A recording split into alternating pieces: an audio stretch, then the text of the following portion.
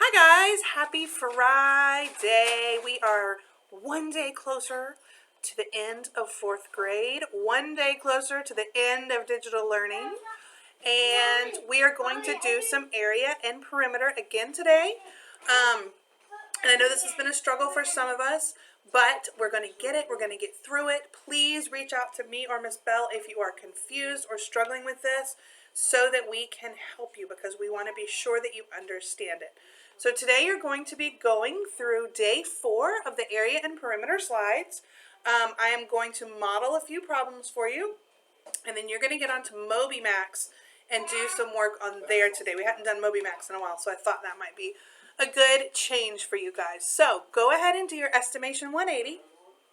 Make your estimates that are too low, way too high, and that could be just right. So pause my video, do your estimation 180, and come right back. Okay, I hope you were close in your estimates, and I don't know about you, but I would really love a cheese ball after watching those estimation 180s this week. So we've been working on area and perimeter for a while now, and I'm going to model a couple of problems for you. You've got to remember the area is the space within the rectangle, inside of the rectangle, and we find it by multiplying the length times the width.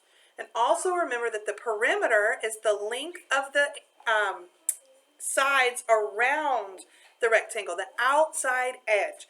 And we find that either by adding all of the lengths of the sides up, or by using our new formula I taught you last week, where you do 2 times the length because you have 2 length sides, and you add that to 2 times the width because you have 2 width sides. So I want to think about how these can be connected, area and perimeter. We've already learned that sometimes shapes, rectangles might have the same area and different perimeter. They might have the same perimeter and different area. And we're going to do some of that today. We're going to compare area and perimeter. So I don't know if any of you have started planting any seeds for your gardens. It's a great thing to do this time of year. Great thing to do when you're stuck at home and the weather has been really nice lately. So hopefully some gardens are starting. Today we're going to talk about Cameron and McKenna and their gardens. So we're going to look at Cameron's garden first. Hers is 20 feet wide and 45 feet long. And then McKenna's, which is on the right, I forgot to label with their names. I'll add that before you guys see it. Hers is 40 feet long and 25 feet wide. And we want to know whose garden has the larger area and whose garden has the larger perimeter. So that's a lot that we need to do. So we're just going to break it down.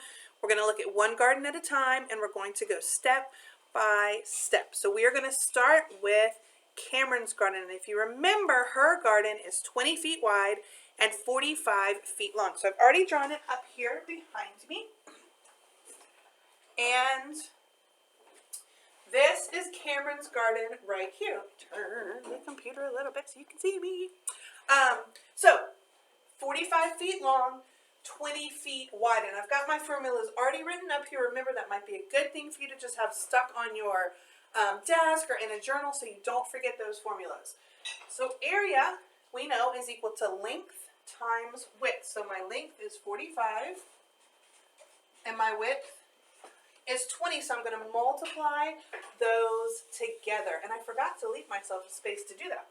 So I'm going to do it right here. I'm going to draw my box. I'm going to leave my 20 here, and I'm going to split up my 40 and my 5. Remember, I've got to find the partial products to get the multiplication of this 2-digit number.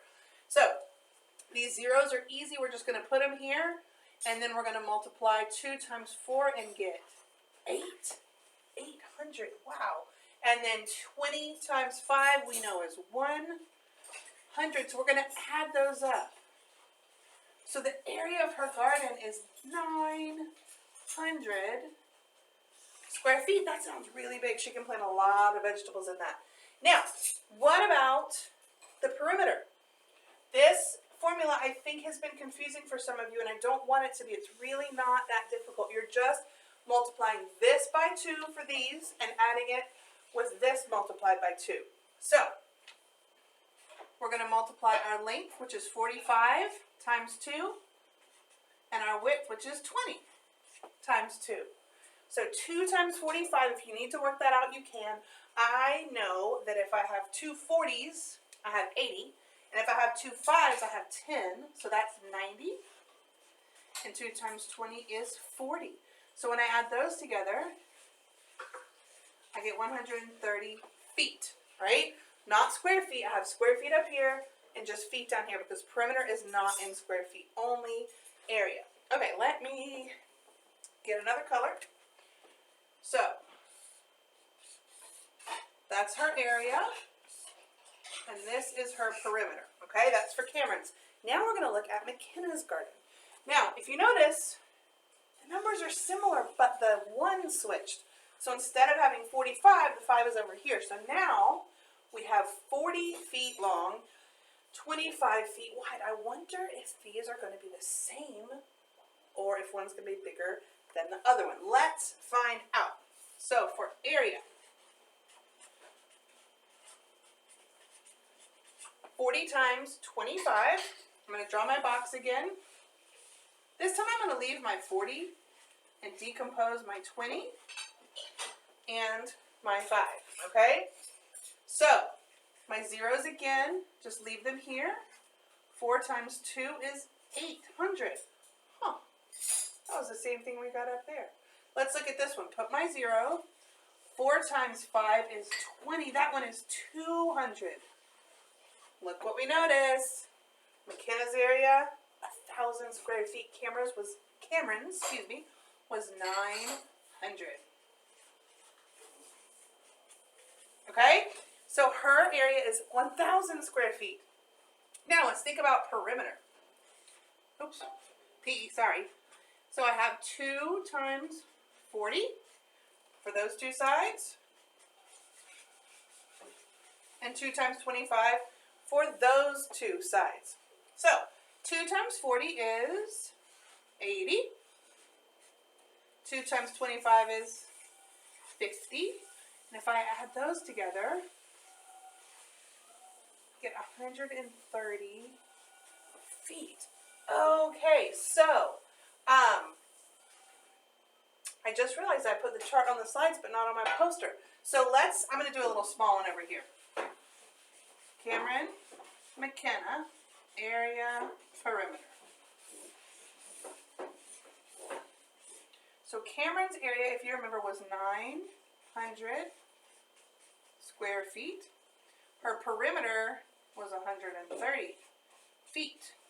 McKenna's was 1,000 square feet and 130 feet. So if you notice, the perimeters of these two gardens are the same, but the areas are different. So it just shows you that you can have lots of different combinations and you can't assume based on numbers which is going to be larger or smaller. You're going to have to work these out to figure them out to be sure you're right.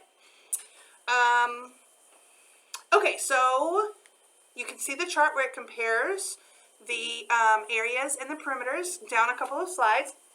Work those out on some paper just to practice. You could also try making up different numbers for the side links if you wanted to have another 1 or 2 to practice. Okay, so now this one's a little trickier.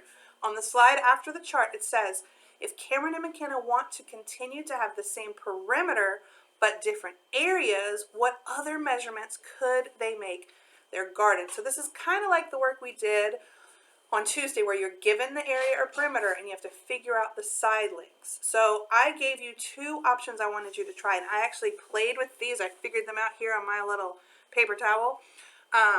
So I'm going to model one of them for you, and the other one I want you to try on your own, okay? So we're told that the perimeter of this garden would be 50 feet, but they want to have different areas. So let's draw one here.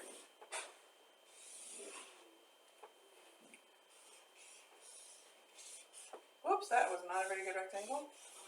Okay, so these both are going to have a perimeter. So adding up the sides for this one is going to equal 50, and this one is also going to equal 50, but we want different areas. So I've got to think about the number 50. And what I try to do is compose that into two numbers and make one of those the length and one of those the width. So if I think about 50, I think, what if I take 40 away and then I have 10 left?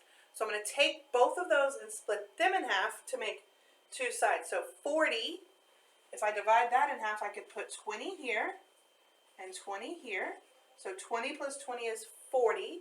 Then to get to 50, that's 10 more. And if I divide that in two, I get 5 here and 5 here. So if I add those up, 5 plus 5 is 10. 20 plus 20 is 40. So all together, that's 50 feet of perimeter. Now, what about area? Remember, I'm going to multiply my length, or my width, and my length together. So for this one, it'll be 20 times 5, which equals 100 square feet. Okay?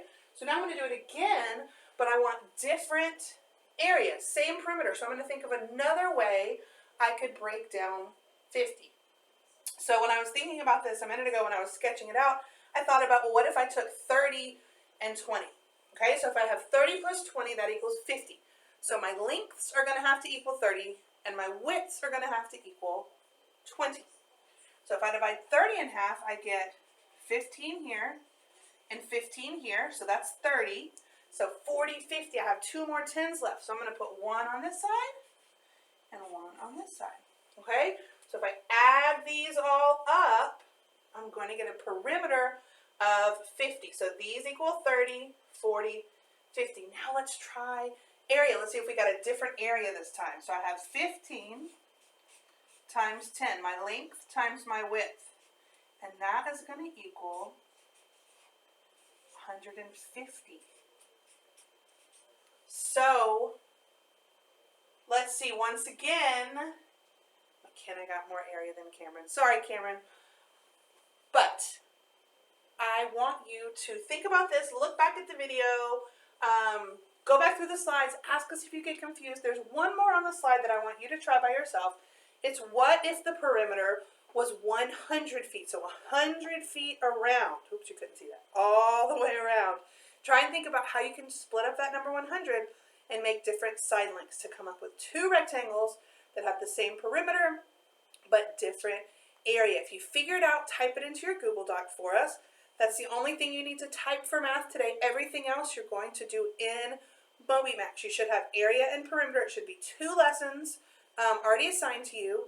And good luck. Let us know if you need us. Have a great weekend, and we will see you next week. Bye, guys.